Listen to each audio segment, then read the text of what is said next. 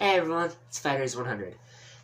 So, I'm coming back with another video to be able to continue, the best way to put it, my series of reviews that I've been doing, of each one of the classes of 5th edition D&D. If I remember correctly, the last class that I went over was Druid, if I remember correctly. So, the next one that we're going to be going over is, if I can pick up the book here, Fighter. Really good class, in my personal opinion. I don't know if you guys can read that or if it's backwards. But Fighter is the masters. Like, that type of a thing. Like, thinking like medieval type of, movies or things like that. The knights, the lords, things like that. Basically just any blade master or the hero dealing with it. The people who know how to use the blade and it becomes an extension of themselves. That's what they are.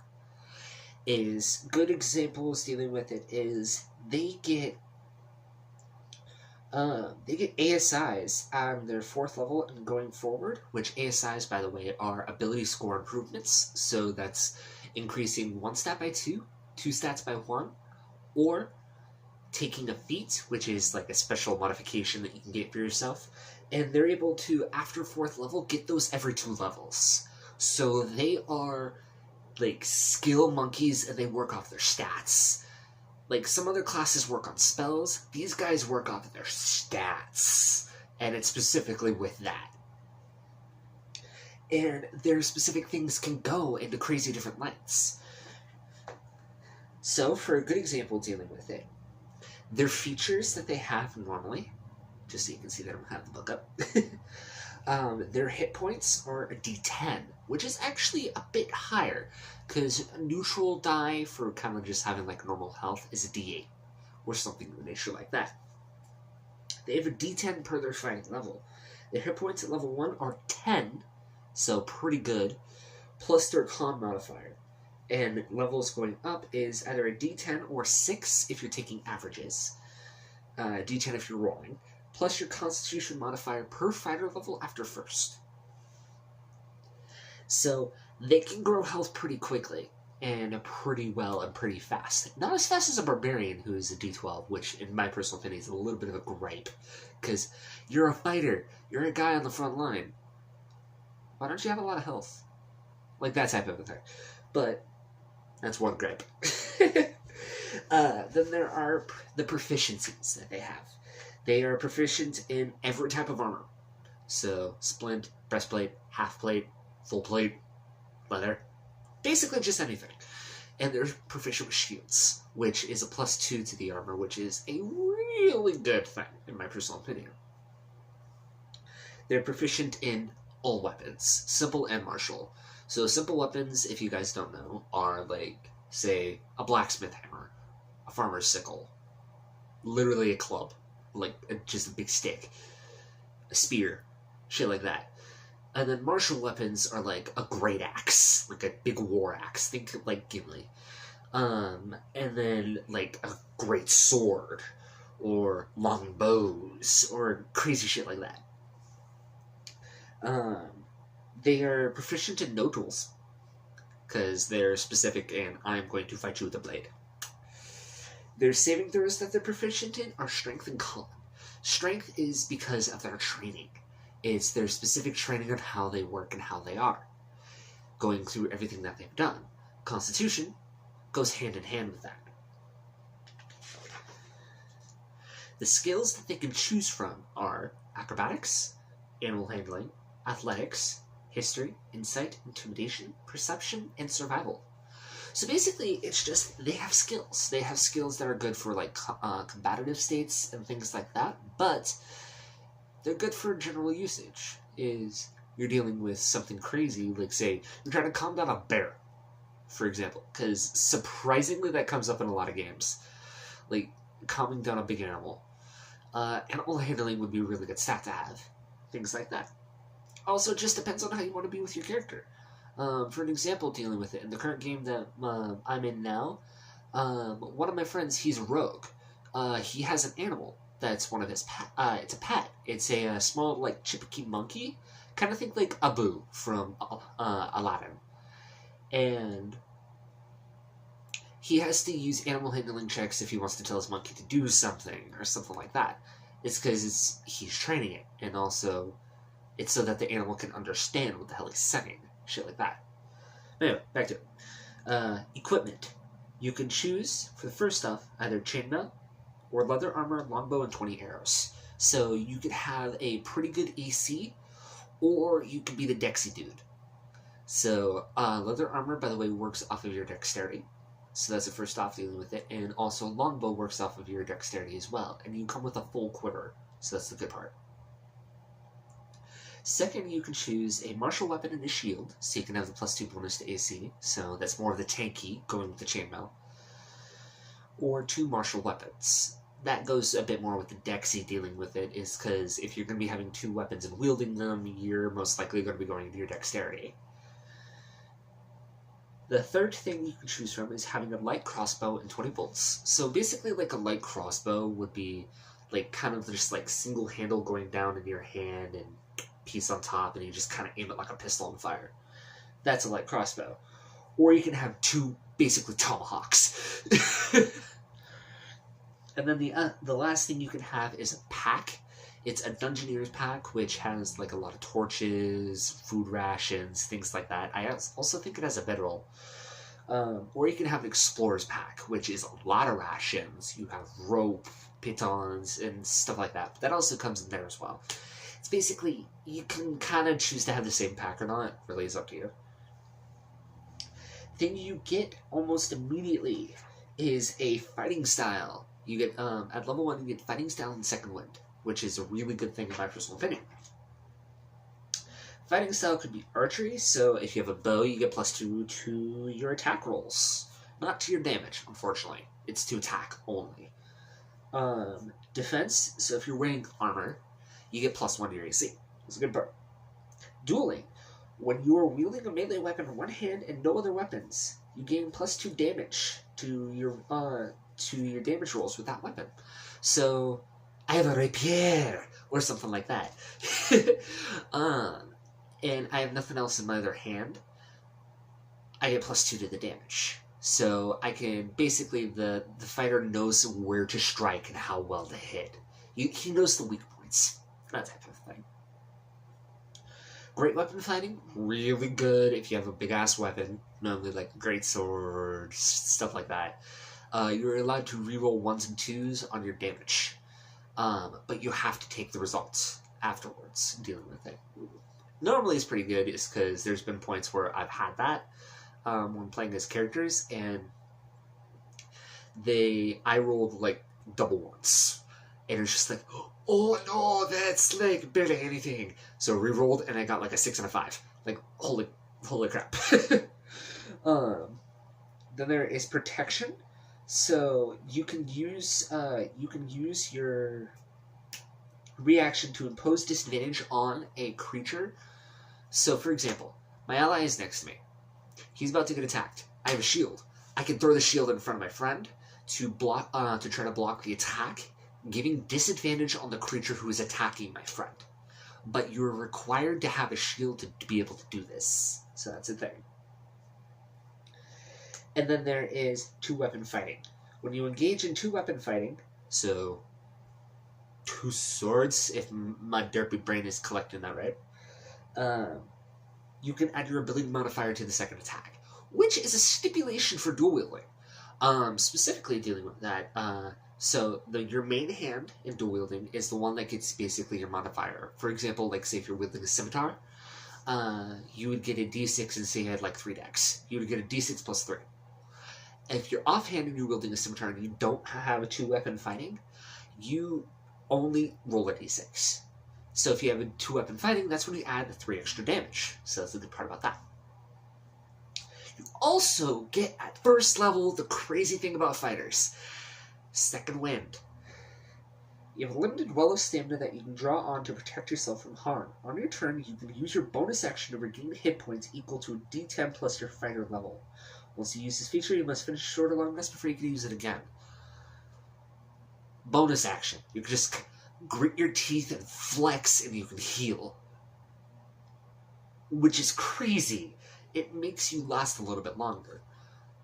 From what I understand on how the book is and how things have been written for it, that is basically the stipulation allowing the fighter to be on the front line.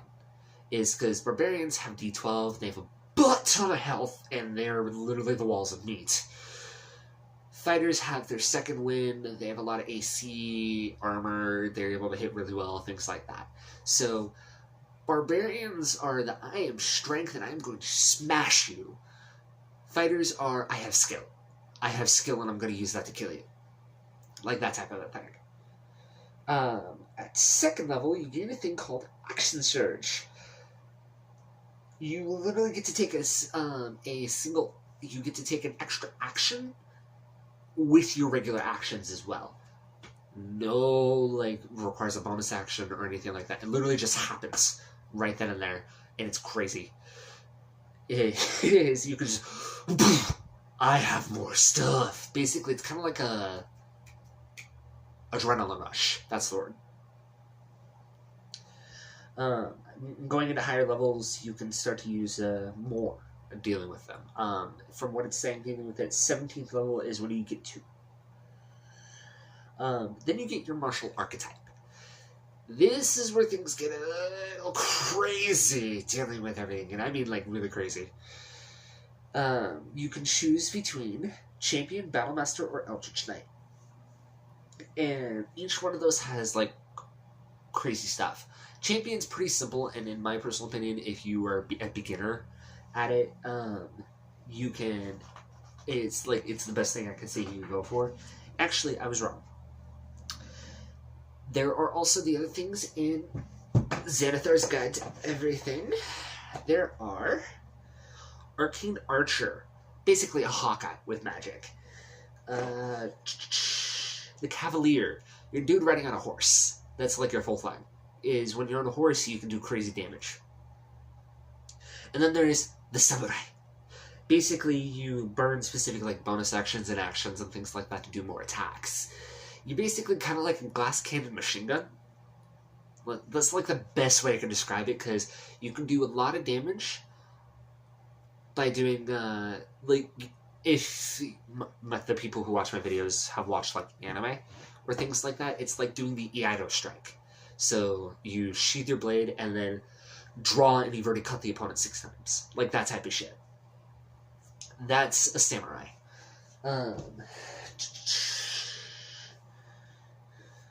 Sorry, that got a little complicated and off topic. You get your ASIs at 4th, 6th, 8th, 12th, 14th, 16th, 19th. You get your extra attack at 5th level. Your number of attacks increases when you get to 11th, and so it becomes 3 at 11th, 4 at 20th. And at 9th level, you gain Indomitable. You can reroll a saving throw that you fail. If you do so, you must use the new roll, and you can't use this feature again until you finish a short or long rest. You can use this feature twice at 13th and 3 times at 17th. So basically, I fucked that up. Oh shit! Oh, that'll work. Type of thing. But anyway, to the martial archetypes. Champion. This archetypal champion focuses on the development of raw physical power honed to deadly perfection. Those who modeled themselves on this archetype combined rigorous training with physical excellence to deal devastating blows. At 3rd level, you gain Improved Critical. That's 19 or 20. If you roll a 19 or 20, you roll a crit. That's crazy. Remarkable Athlete. At 7th level, you add half of your proficiency bonus rounded up to any strength, dexterity, or constitution checks you make that doesn't already use your proficiency bonus. In addition, when you make a running long jump, the distance you can cover increases by a number of feet equal to your strength mod. Wow. Actually, that can be a little broken, thinking on that. This is actually getting kind of cool. Sorry, realizations happen, and you learn something new every day. At 10th level, you gain a second fighting style, which is really good. It allows you to expand your things more. At 15th level, you gain Superior Critical. Your weapon attacks roll a critical hit on 18, 19, or 20. So, yeah. That's a lot. And then you gain Survivor. At 18th level, you attain the Pinnacle of Resilience in battle. At the start of each of your turns, you regain hit points equal to 5 plus your Constitution modifier if you have no more than half of your hit points left. You don't gain this benefit if you're at 0. So you gain a health regen. But that's like your peak thing you get, so that's a thing. Battle Master. This is where things get complicated. Because you get a thing called Combat Superiority. You gain Maneuvers and Superiority Dice. Maneuvers are basically special moves you can do. You can choose 2 at beginning. Yeah, if I remember correctly. Yeah. Superiority Dice are basically, like, added on stuff you can do. Like, most of your maneuvers require a Superiority Dice to be put into the roll. For example, there's a thing called Tripping Attack. It basically, you add that into the roll for, like, damage and things like that. So there you go. Student of War. Your proficiency with one type of artisan tools of your choice, you gain that. So you can have brewer's tools or something of that nature. Then you gain Know Your Enemy. If you spend at least 1 minute observing or interacting with another creature outside of combat, you can learn certain information about its capabilities compared to your own. The DM tells you if the creature is equal, superior, or inferior in regard to the following characteristics of your choice. Strength score, dexterity score, constitution, armor class, current hit points, total class levels, if any, and fighter class levels, if any. You need improved combat superiority. At 10th level, your superiority dice turn into D10s, and at 18th, they turn into D12s. Really good. Oh my god. There are 1, 2, 3, 4, 5, 6, 7, 8, 9, 10, 11, 12, 13, 14, 15, 16 maneuvers for... Oh my god. For Battle Master. That is a butt ton. And they range from you lose your weapon to making one of your allies do something specific. Like, you can forego an attack and make your ally do something.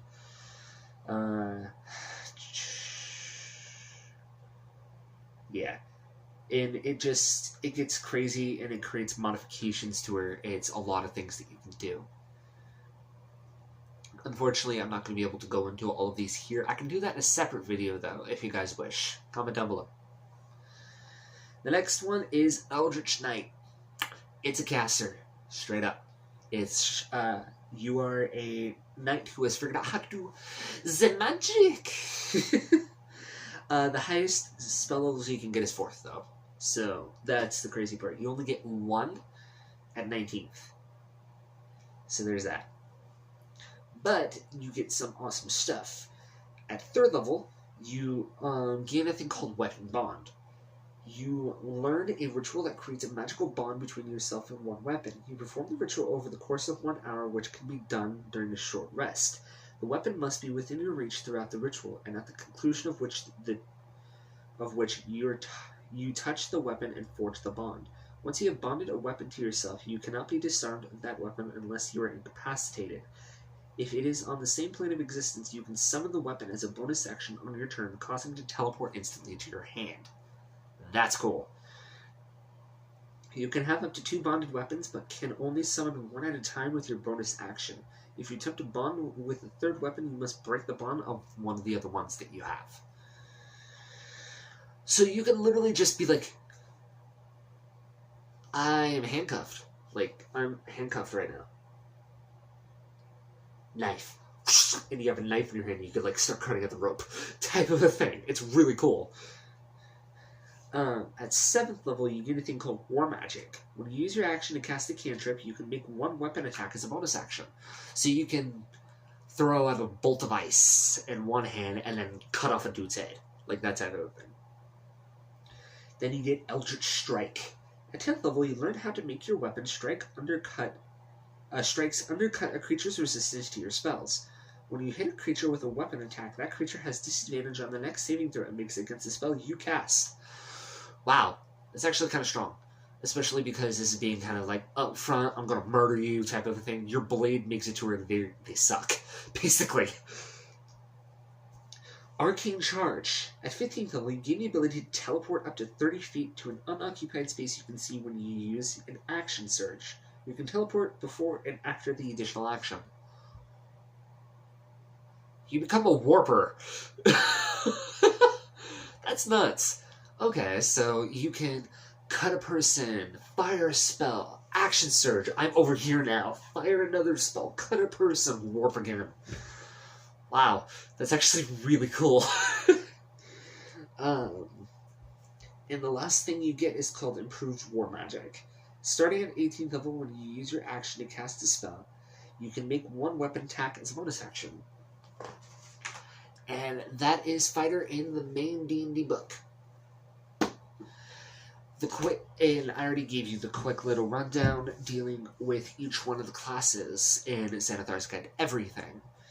I'll do it real quick again, just if you guys need it. Arcane Archer, you focus on the bow. Your arrows are magical. They can do specific things like bind a person down, they can explode on contact, things like that. You can make a person weaker, just like full range. Your strength is half, you're stuck to the ground, and your head explodes, shit like that. It's very kind of utilitarian, and I'm going to murder you from far. Cavalier.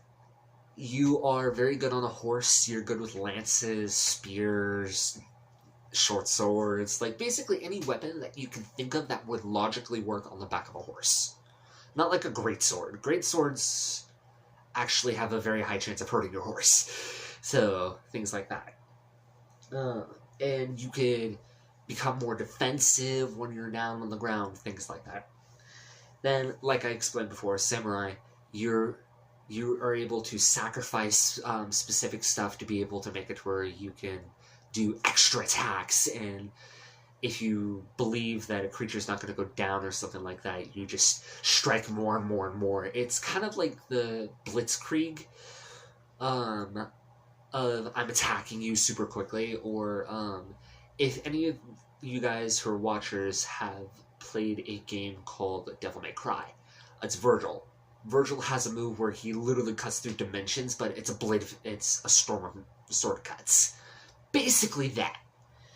And that's basically what Samurai is with it. They also have, like, they can meditate, heal, kind of pulling a Master Yi from League of Legends, if you guys do not know. And also, their, like, peak thing, like, because each one of these has, like, a crazy, like, peak thing.